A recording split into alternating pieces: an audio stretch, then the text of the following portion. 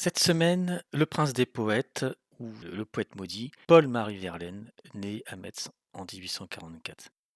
Et on va découvrir une facette moins connue que les poèmes qui ont été récités en classe et que vous connaissez sans doute, les sanglots longs des violons de l'automne, le ciel est par-dessus le toit, l'espoir luit comme un brin de paille dans l'étable, je fais souvent ce rêve étrange et pénétrant, il pleure dans mon cœur comme il pleure sur la ville, etc., etc. On va aborder un poète plus mystique, parce qu'il a eu sa période mystique, même si évidemment il est connu pour ses périodes de débauche, alcool, sexe, etc. Il a fait quand même plusieurs séjours en prison.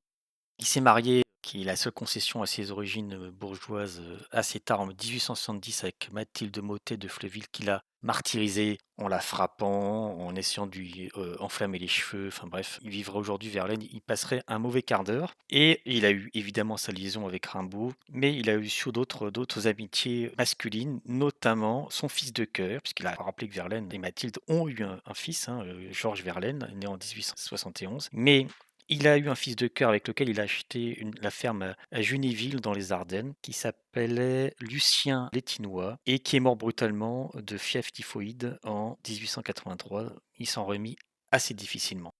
Donc nous allons aborder d'autres poèmes, quelques poèmes moins connus, mais qui ouvrent les poèmes saturniens de Verlaine. Les sages d'autrefois, qui valaient bien ceci, crurent, et c'est un point encore mal éclairci, lire au ciel les bonheurs ainsi que les désastres, et que chaque âme était liée à l'un des astres.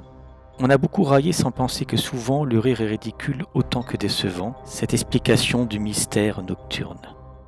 Or ceux-là qui sont nés sous le signe Saturne, fauve planète, chère aux nécromanciens, ont entre tous, d'après les grimoires anciens, bonne part de malheur et bonne part de bile.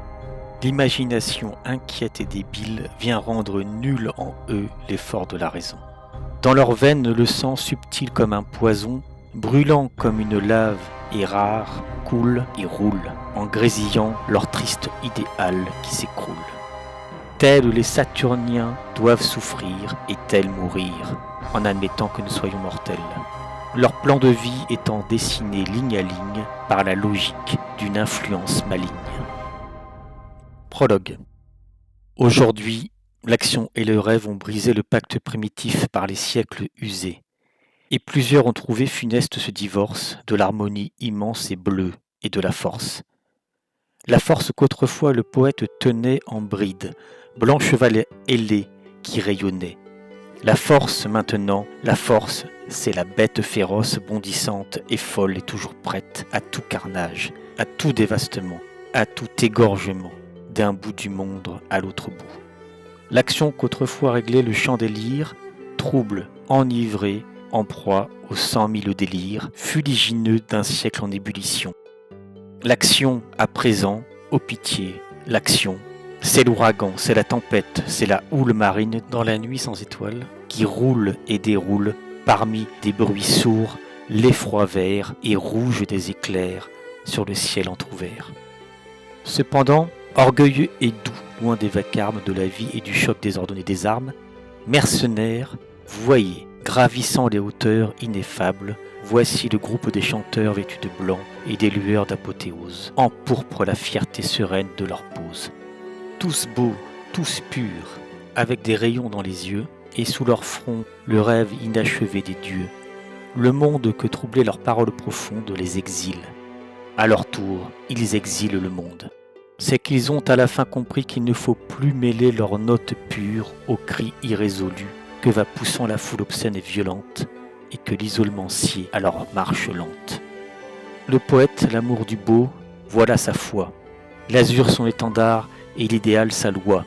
Ne lui demandez rien de plus car ses prunelles, où le rayonnement des choses éternelles a mis des visions qu'il suit avidement, ne sauraient s'abaisser une heure seulement sur le honteux conflit des besognes vulgaires et sur vos vanités plates.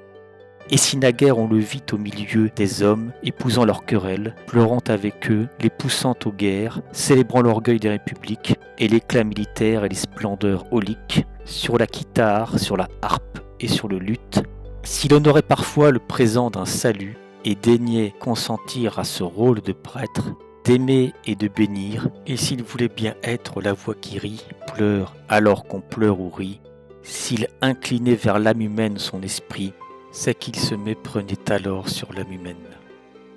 Maintenant, va, mon livre, où le hasard te mène.